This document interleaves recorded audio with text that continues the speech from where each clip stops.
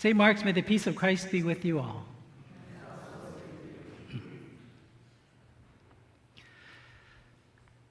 There's something about today that always carries a little weight to it. Mother's Day, or what we often call Women of the Church Sunday, is one of those days that holds a lot of different emotions all at the same time. For some, this is a day of joy and gratitude, a chance to give thanks for mothers and grandmothers and for the women who have shaped our lives in beautiful and steady ways. For others, this can be a tender day, a day that reminds us of loss or distance or relationships that are sort of complicated. And for others, this is a day that reminds us of prayers that haven't been answered yet in the ways that we had always hoped for. Mother's Day is a beautiful day, and yet at the same time can carry all different kinds of emotions. And here at St. Mark's, we try to hold them all together. So how did it all begin, Mother's Day? Here in the United States, Mother's Day started a little bit over 100 years ago. It was officially recognized in the early 1900s. It started by a woman named Anna Jarvis, who wanted to set aside a day to honor her own mother and the quiet, faithful work of women who often went unnoticed. Then in 1914, President Woodrow Wilson turned the day into an official holiday to be celebrated annually on the second Sunday in the month of May.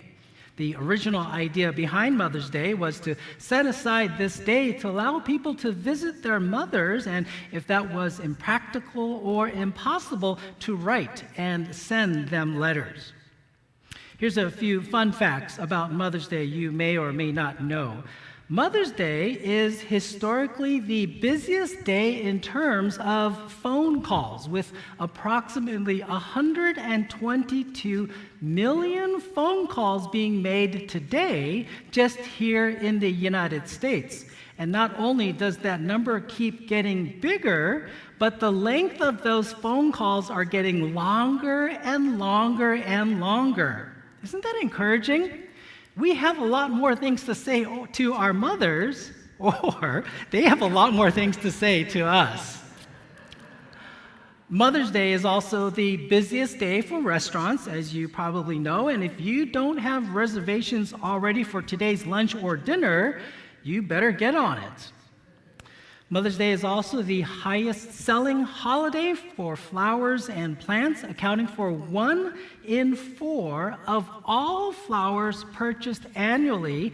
And as for greeting cards, approximately 152 million Mother's Day cards are sent out this time of the year. Here's another fun fact in terms of Sunday church attendance. Mother's Day, which is always on a Sunday, at least here in the United States, Mother's Day Sunday is the third highest attended service, only behind Christmas and Easter. There's something about moms who know how to pack in a church compared to Father's Day, which is one of the lowest attended Sundays. Why is that? But thank you, moms. Mother's Day is also observed globally. In the United Kingdom, Mother's Day is very similar to how we observe it here in the US, but specifically in the UK, Mothering Sunday used to be the day that people returned to their mother church or the church where they were baptized. So not only was it a day to remember their biological families, but also their spiritual families as well. In Ethiopia, motherhood is celebrated at the end of the rainy season during a festival called Antrosht, where families gather together and children bring various ingredients and meals are prepared with singing and storytelling. In Serbia, there's a tradition on Mother's Day, it's kind of fun, where children gently tie moms up with ribbons or with strings, and they would only release them after she pays a ransom, usually small gifts or food treats. Across cultures, across countries, and across traditions, people have found ways to honor the women who have shaped them, because we all know deep down inside, we do not become who we are alone. And this morning, we honor all the women here at St. Mark's. This morning we're looking at a story which took place just before Jesus entered Jerusalem about a woman who was simply known as the mother of Zebedee's sons. The passage takes place in Matthew chapter 20, verses 20 through 28. I'll be reading the translation, the NIV translation this morning. In your pew Bibles, you can follow along or on the screen above me. Matthew 20, verses 20 through 28. Let us prepare our hearts and minds for the reading of God's word. A mother's request. Then the mother of Zebedee's sons came to Jesus with her sons and, kneeling down, asked a favor of him. "What is it you want?" he asked. She said, "Grant that one of these two sons of mine may sit at your right and the other at your left in your kingdom." "You don't know what you are asking," Jesus said to them. "Can you drink the cup I am going to drink?" "We can," they answered. Jesus said to them, "You will indeed drink from my cup, but to sit at my right or left is not for me to grant. Those places belong to those for whom they have been prepared by my Father." When the 10 heard about this, they were indignant with the two brothers. Jesus called them together and said, "You know that the rulers of the Gentiles lord it over them, and their high officials exercise authority over them. Not so with you. Instead, whoever wants to be great among you must become your servant, and whoever wants to be first must be your slave, just as the Son of Man did not come to be served, but to serve, and to give his life as a ransom for many." This is the word of the Lord. You might be wondering why I chose this particular passage for Mother's Day, a story about a woman whose name we aren't even told, when there are so many great women and so many great moms in the Bible that we could have chosen instead. And that's fair. There's Mary, the mother of Jesus, the young woman who said yes to God despite unusual circumstances, who was told that soon after her son was born that he would endure hardship. Then there's Hannah, the mother of Samuel, who prayed unceasingly for a child and promised to God that if she were to have a son, she would in time give him back to God. Then there's Naomi, the mother-in-law of Ruth, who wasn't Ruth's biological mom, but treated her like her own, who guided her, who coached her, and helped Ruth find her own path. There are so many great women in the Bible in addition to the ones I just named. There's Jochebed, the mother of Moses. There's Miriam, Moses' older sister. There's Elizabeth, the woman of John the Baptist. Then there's Lois and Eunice, Timothy's mother and grandmother. Different women from different generations who all played an important role in the story of faith, and whether they were biological moms or mothers-in-law or big sisters or grandmothers, it was because of these women that certain individuals went on to play an important role in God's kingdom. But how about the woman in our passage for this morning?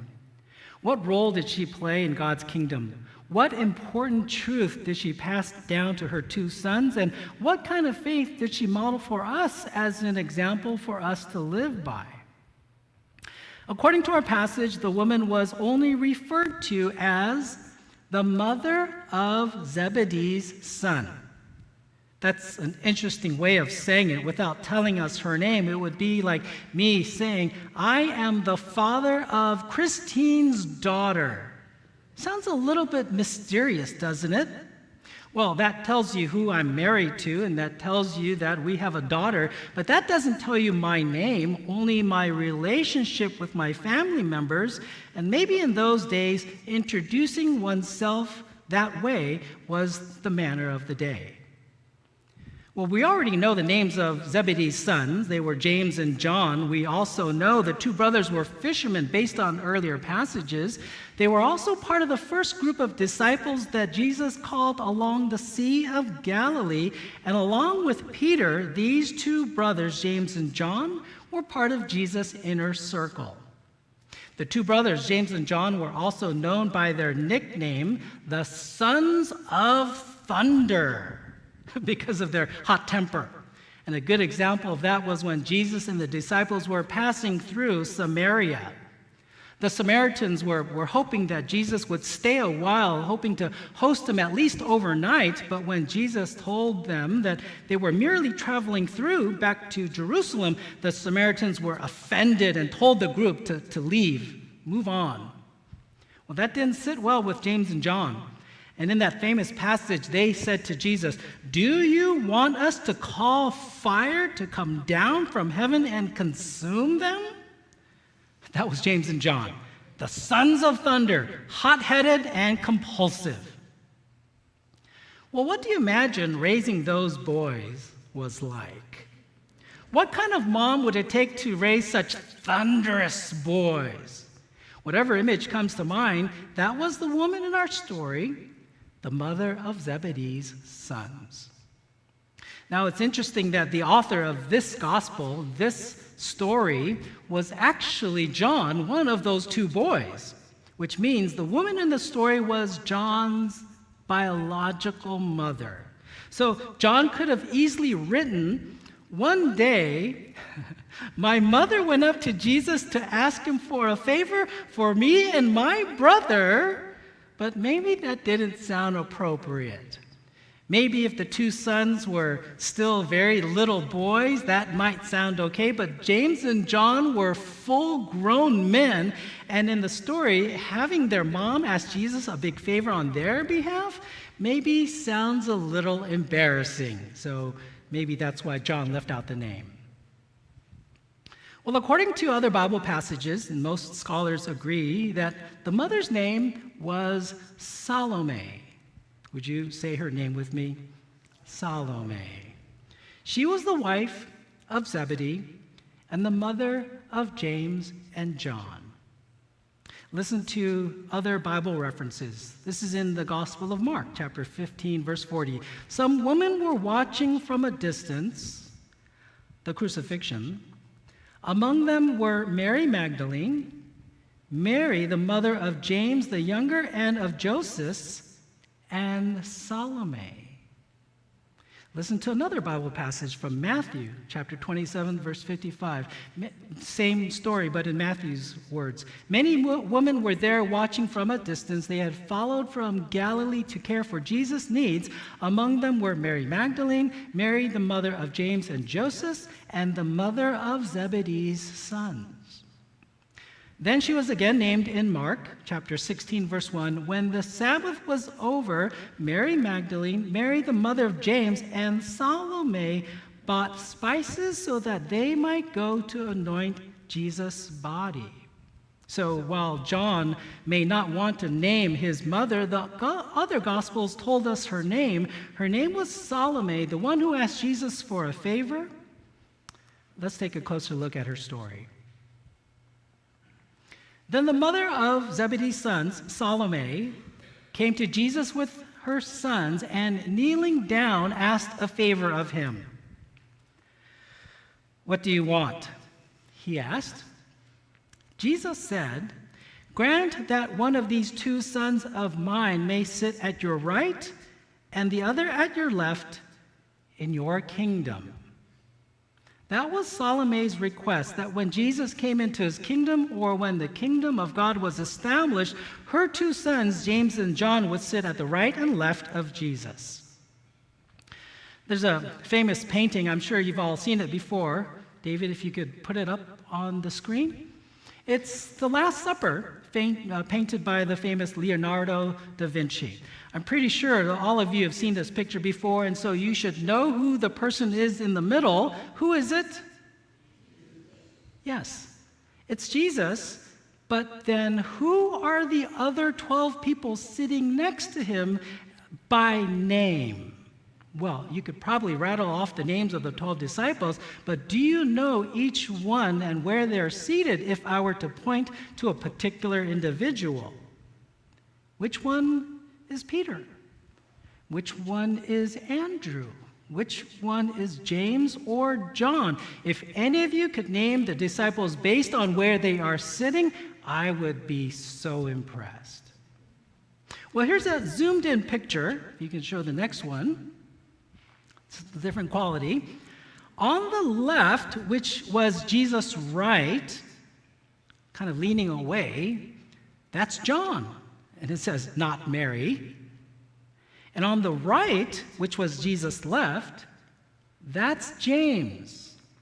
Standing behind James, that's supposedly Thomas, who had to stand for this painting. But sitting next to Jesus in this famous picture are the two brothers, James and John. David, can you go back to the first picture? There's a fun story I heard about the Last Supper, and seeing as today is Mother's Day, a day when you need reservations to eat at any restaurant, I hope you'll enjoy this. Jesus and the 12 disciples entered a restaurant for supper, and when he went up to the host, Jesus said, "I'd like a table for 26 people, please." But the host quickly counted everyone, and then he said to Jesus, "But there's only 13 of you here." "Yes, that's right," Jesus said. "There's only 13 in our dinner party, but we're all going to sit on the same side of the table." Okay, there goes my job security. Well, Salome wasn't asking Jesus if her two sons could sit next to him for the Last Supper or for this painting. She was asking for something entirely different. "Grant that one of these two sons of mine may sit at your right and the other at your left in your kingdom," or in the Message translation, "Give your word that these two sons of mine will be awarded the highest places of honor in your kingdom, one at your right, one at your left hand." Thanks for the picture, Dave. To help you understand where Salome's request was coming from, she wasn't asking for this out of the blue, so to speak. In the context of the larger setting, in that context, her request makes sense.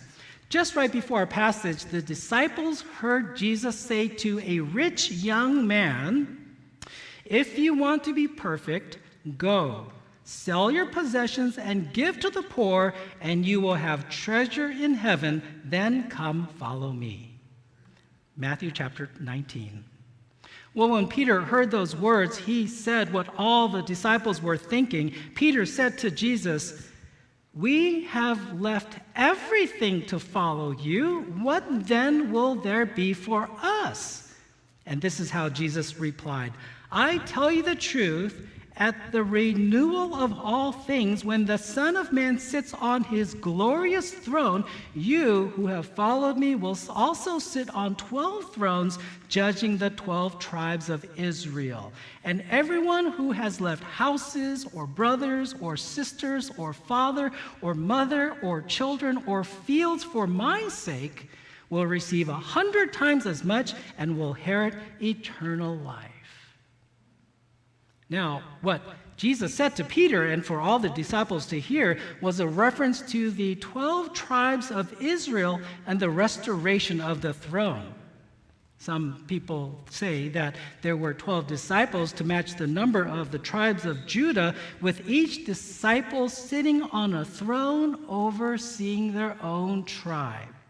But historically, the 12 tribes were not all the same. Some were bigger and some had greater status, while some were smaller and not considered as important as the others. For example, the tribe of Judah was the largest and was considered the royal tribe, the tribe where kings descended from, while the tribe of Benjamin was the smallest and had the smallest claim of land. This is probably lost on all of us here this morning, since that's a story from way back tucked into the Old Testament, and here we are in the New. But for someone like Salome, who was waiting for the restoration of God's kingdom like everyone was, when she heard Jesus talk about the Son of Man sitting on his glorious throne and each of the disciples sitting on their own throne as a reward for following Jesus, she wanted to make sure that when the seating arrangements were done, her two sons weren't stuck sitting at the kids' table, but got the best two seats right there next to Jesus. "Grant that one of these two sons of mine may sit at your right and the other at your left in your kingdom." Now let's be honest. I think we all want a mom like Salome, don't we? If Salome reminds you of your own mom, you're blessed. We all want a mom who will go to bat for us. We want a mom who will push away all the other moms and fight for her kids. A mom who wants the best for her kids. A mom who will do anything to move her kids up to the front of the line. A mom who will yell at the coach to put her child in the game. A mom who will stand and applaud at every single piano recital, not caring what other people think. Grant that one of these two sons of mine may sit at your right and the other at your left in your kingdom. This was not a private request. This was public in front of all the other disciples and maybe their moms too. Maybe I'm having a little bit too much fun trying to capture what Salome was like, but what we know about her is that she interceded on behalf of her sons. She went to Jesus on behalf of James and John. She went to ask for a favor, which is probably something she had done all their entire lives.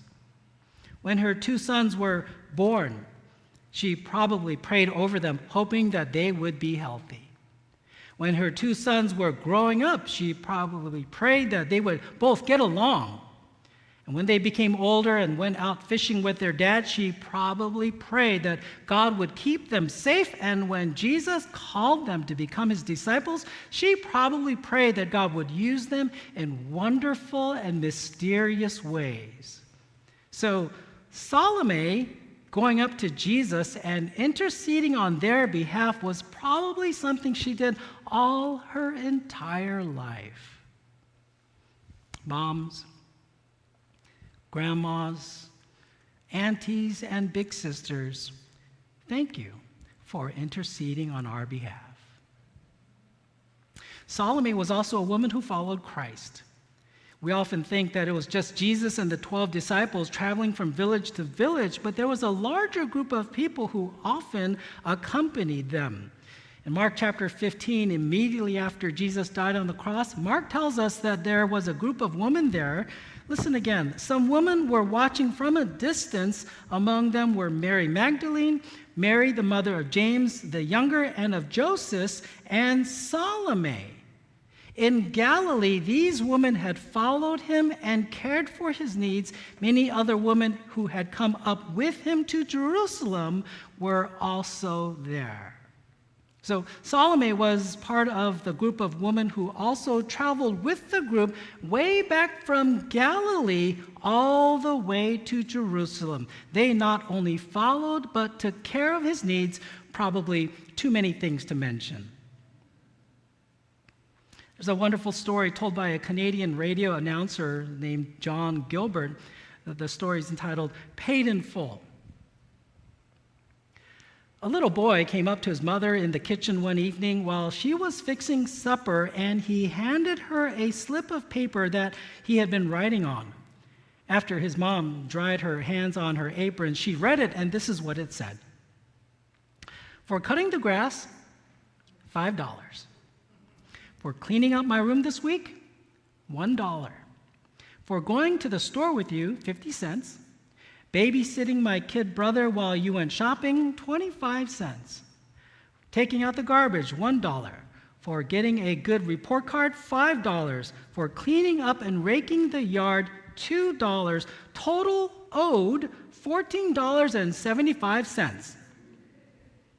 Well, his mother looked at him standing there, and the boy could see the memories flashing through her mind. Then she picked up a pen, turned over the paper he had written on, and this is what she wrote.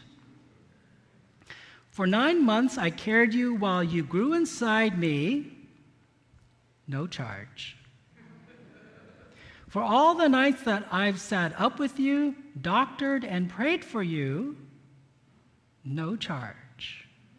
For all the trying times and all the tears that you've caused through the years, no charge.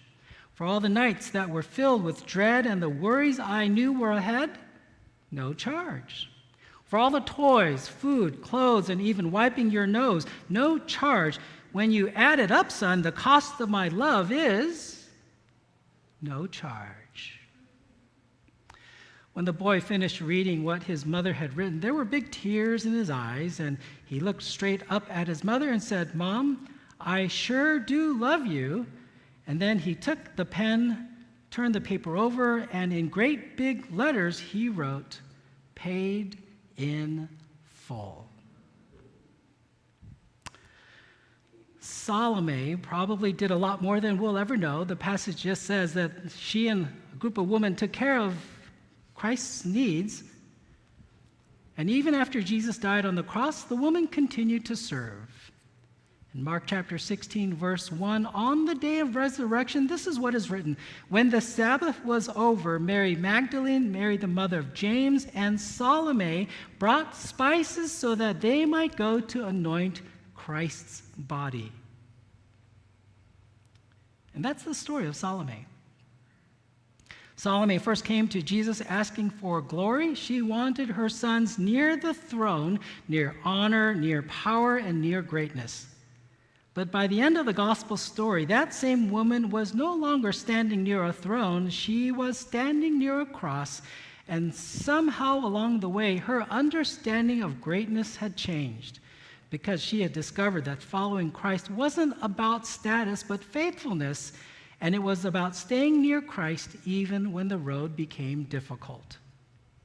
And isn't that also true of so many women who have shaped us and our lives? They prayed for us, they encouraged us, they sacrificed for us, and walked along beside us, loving us through each season, even if we didn't understand it at that time. Today, on this beautiful day, we give thanks to God for all the women who have shown us what that kind of faith looks like. And all God's people said,